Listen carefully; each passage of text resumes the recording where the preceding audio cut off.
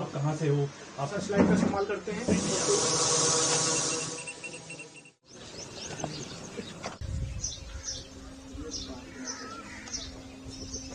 बहुत बढ़िया है और सबसे बढ़िया बात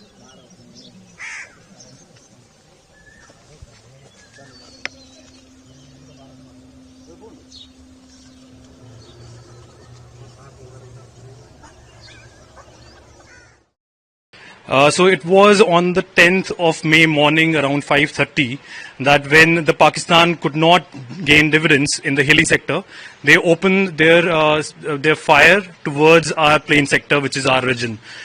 Around 5:30, their mortars they aimed towards our forward posts, and their artillery towards our civilian areas were targeted. And thereafter, I must tell you that their fire was not precise. Their fire was uncoordinated.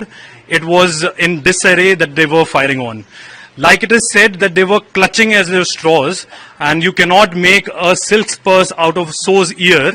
That is why it is like rightly said that they could not have a pitched battle against the might of the Indian Army, and they were all in disarray and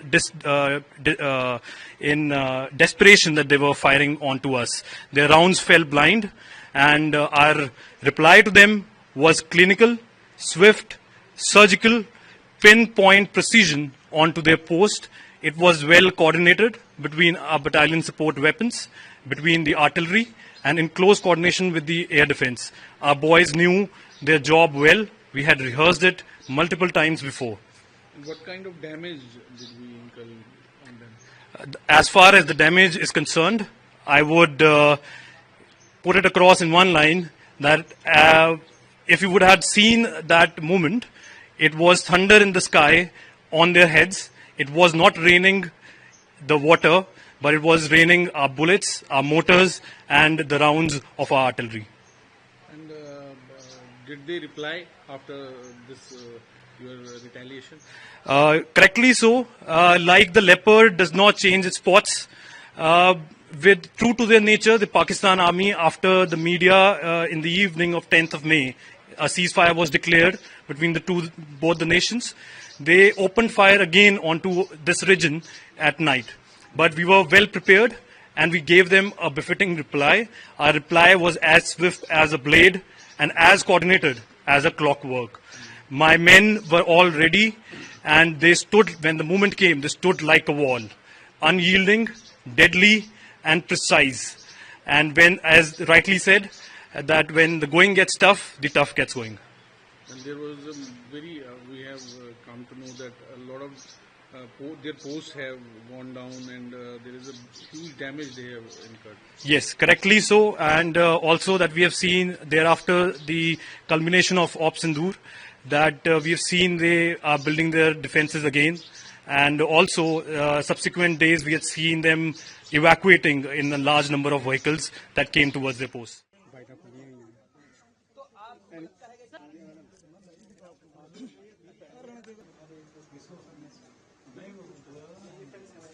कहाँ से हो, आप light का इस्तेमाल करते हैं और कोई भी इन्फिल्ट्रेशन को रोक देते हैं।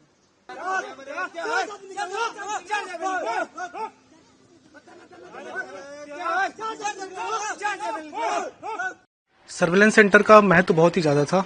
हम लोग सर्वेलेंस सेंटर के द्वारा उनकी हर एक गतिविधि पे नज़र रखे हुए थे 24 घंटा। वो कोई भी हरकत करते थे उसका हम लोग को लाइव फीड मिल जाती थी, तो उससे हम लोग उनकी कोई भी एक्शन के लिए रेडी रहते थे और उसका काउंटर करते थे।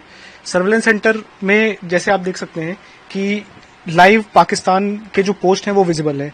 यहाँ पे हम लोग ने यहाँ पे उनके ऊपर बॉम्ब गिराया था।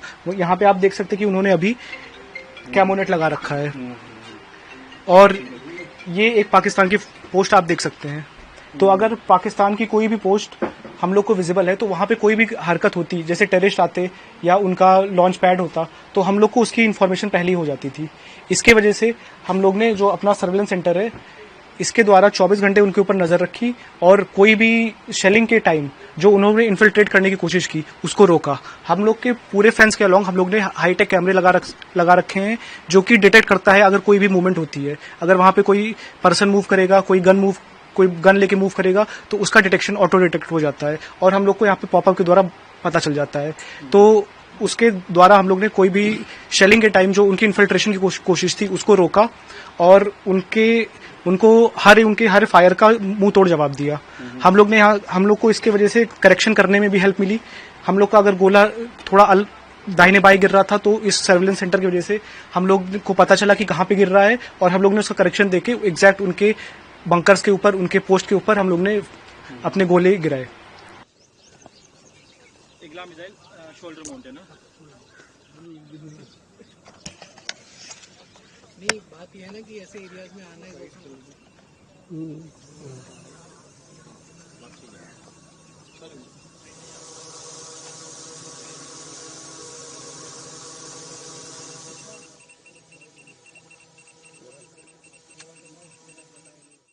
ये एक शोल्डर फायर्ड मिसाइल है जो पैसिव आईआर सीकिंग पे काम करता है, यानी कि किसी भी एरियल ऑब्जेक्टिव में जो भी उसका हीट सिग्नेचर होता है, ये वेपन सिस्टम उस हीट सिग्नेचर को आइडेंटिफाई करता है और उसको लॉक ऑन करके उस पर फायर होता है। तो अभी जिस तरह से पाकिस्तान की तरफ से कोशिश की गई, काफी ड्रोन्स भी वहां से आए, यूएवी भी उन्होंने, तो किस तरह से इससे उनको मार गिराया गया? ये वेपन सिस्टम जहां पे भी डिप्लॉयड था, इसको समय से अर्ली वार्निंग आकाश तीर कमांड पोस्ट के थ्रू मिली और इसके जो भी फायरर्स थे, इन्होंने जिस भी टाइप का एरियल थ्रेट था, जैसे कि लॉइटरिंग म्यूनिशन जिसका खुद का आईआर सिग्नेचर होता है, उस आईआर सिग्नेचर को पकड़ा और उसको हमारे लाइन ऑफ कंट्रोल के काफी बाहर ही डिस्ट्रॉय कर दिया। तो काफी सारे लॉटरिंग एमुनिशन इसने मार गिरा। हाँ, जिन बीएवीपीज के प्रोटेक्शन के लिए वेपन सिस्टम डिप्लॉय था, उनपे इसने किसी भी लॉटरिंग म्यूनिशन को आने नहीं दिया और सभी को डिस्ट्रॉय कर दिया गया। तो काफी ज्यादा सक्सेस रेट है इसका सक्सेस रेट बहुत ही ज्यादा है। हेप्टर्स और फाइटर्स के अगेंस्ट आप बोल सकते हैं 75% से ज्यादा इसका किल रेशियो है।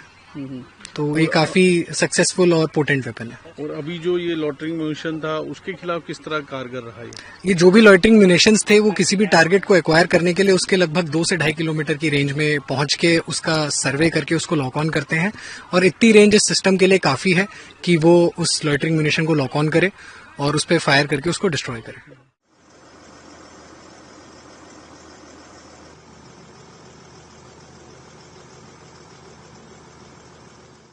ये है एटीजीएम, मतलब एंटी टैंक गाइडेड मिसाइल।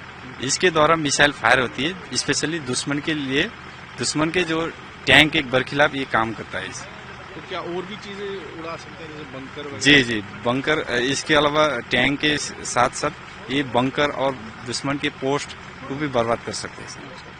तो कितना सक्सेसफुल रहा अभी जो ऑपरेशन हुआ, उसमें कितना सक्सेसफुल रहा है? जी बिल्कुल, ये सक्सेसफुल रहा है। दुश्मन के जो बंकर है और पोस्ट को बर्बाद करने के लिए एकदम कामयाबी है सर।